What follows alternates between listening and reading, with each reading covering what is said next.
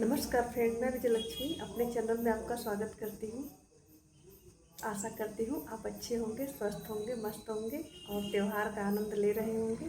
तो फ्रेंड्स, कल धनतेरस है। तो धनतेरस नई शुरुआत, नए सोच, नए विचार, नए सुख और समृद्धि के संकल्प का भी त्यौहार है। ये त्यौहार हमें बताता है कि हम कैसे पुरानी चीज़ों को छोड़कर नए चीज़ों को ग्रहण करते हैं। हमारे यहाँ एक रिवाज है कि हम सोना खरीदते हैं। तो सोना खरीदने के पीछे भी एक संदेश आता है कि सोना चमकता है, पर सोना पहले नहीं चमकता है। सोना पहले खदान से निकाला जाता है, उसको तपाया जाता है, फिर उसको ढाला जाता है, फिर उस पर डिजाइन बनती है। इतनी प्रोसेस के बाद सोना चमकता है।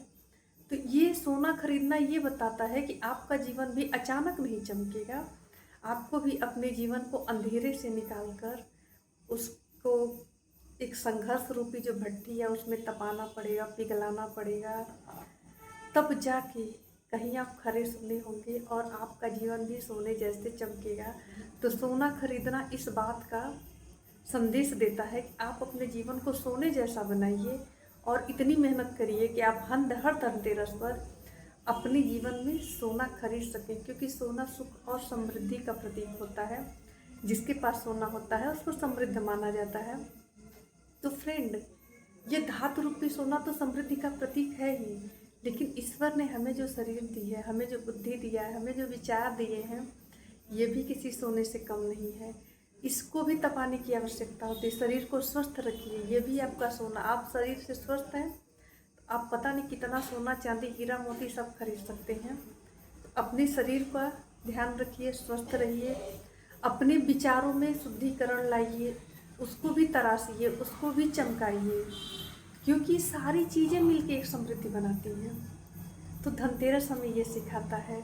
जो लोग चांदी लेते हैं, चांदी भी एक चमक का प्रतीक है, शांति का प्रतीक है, सद्भाव का प्रतीक है कि हमारे अंदर एक सद्भाव होनी चाहिए, विचारों में किसी प्रकार की उत्तेजना नहीं, एक शांति होनी चाहिए, और हमारे एक रहन सहन में सादगी होनी चाहिए।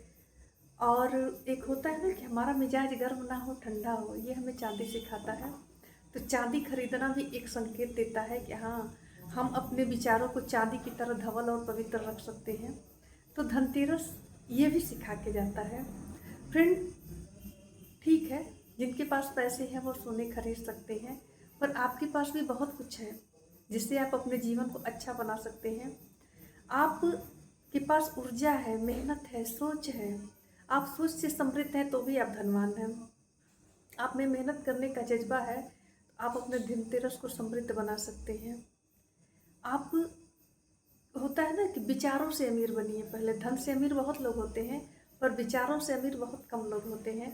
इस धनतेरस संकल्प लीजिए कि हम अपने विचारों में जो भी खोट था, जो भी बुराई थी, उसको दूर करके एक नए तरह का विचार लाएंगे, एक नई तरह की ऊर्जा लेंगे, एक नए तरह का संकल्प लेंगे कि हमें इस धनतेरस अगर कोई कमी रह भी गई तो अगला धनतेरस हम अपना सुधार लेंगे।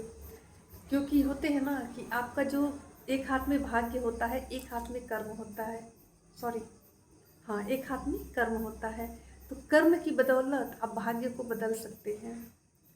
तो जो भी हुआ, इस धनतेरस को भी अच्छे से मनाइए और एक अच्छा संकल्प लीजिए, अगला धनतेरस हम अपनी जैसा हम चाह रहे हैं वैसा मनाएं।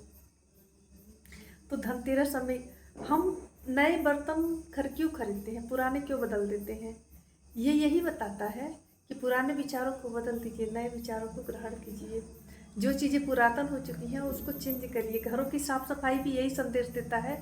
एक बार साल भर में देख तो लें कि क्या कूड़ा कचरा कहाँ क्या जमा हो गया है, हमारा घर एक बार फिर से नया लगने लगेगा। तो ये हमारे जीवन और हमारे विचारों के साथ भी होता है कि हम एक बार बैठ के मूल्यांकन कर लें कि हमारे विचारों में, हमारे मेहनत में, हमारे काम करने के तरीके में कहाँ कमी रह गई कि जो हमें सफलता नहीं मिल पाई। तो हम उस विचार रूपी कूड़े करकट को इस धनतेरस पे निकाल के बाहर फेंक देते हैं। अपने अंदर थोड़ी नैतिकता, थोड़ा दया भाव, जो कि आज के समय में विलुप्त होता जा रहा है, थोड़ी दया भाव भी ला सकते हैं। हमसे जो कमतर हैं, जिनको आवश्यकता है उनकी थोड़ी मदद करके, क्योंकि हम इंसान हैं तो इंसानी भावनाएं हमारे अंदर होनी चाहिए। तो फ्रेंड्स, इस धनतेरस अगर आप कुछ भी नहीं खरीद पाइएगा, आप एक पुस्तक खरीदिएगा, पढ़िएगा। एक अच्छी पुस्तक बहुत कुछ देती है, बहुत एक शिक्षा ही वो माध्यम है जो आपको सोने तक ले जाएगा। अगर सोना नहीं खरीद सकते हैं, अपना निवेश आप शिक्षा में करिएगा, ताकि अगले साल आप सोना भी खरीद सके। शिक्षा सबसे बड़ा सोना है, उसकी बदौलत आप कितना सोना, फिर बता रही हूँ ना, कितना सोना चांदी क्या कर लेंगे, आपको अंदाज़ा नहीं है। इस बार निवेश आप शिक्षा में कर दीजिए, अपने विचारों में कर दीजिए, अपने स्वास्थ्य पर करिए, अपने परिवेश पर करिए। आपका धनतेरस ऐसे भी अच्छा मन सकता है। ज़रूरी नहीं है कि पैसा है तभी धनतेरस मनेगा, जितना है उतने में खुश रहते हैं, और जो नहीं है उसको पाने का संकल्प करते हैं। क्योंकि जब हम संकल्प करेंगे, नई ऊर्जा से उठेंगे, और इस धनतेरस संकल्प कर लेते अगला धनतेरस हम अपने तरीके से मनाएंगे। और एक मैथिली शरण गुप्त की कविता है ना, जलाओ दिए पर रहे ध्यान, इतना अंधेरा धरा पर कहीं रह न जाए। तो मित्र, इस बार दिए जरूर जलाइएगा, और मिट्टी के दिए जलाइएगा, ताकि वो जो गरीब बाहर सड़क पे बैठा है उसके घर भी दिवाली मन सके, और वहाँ भी आपके जो एक छोटा सा सहयोग आपने ही दिया है उसके घर का अंधेरा भी दूर हो सके।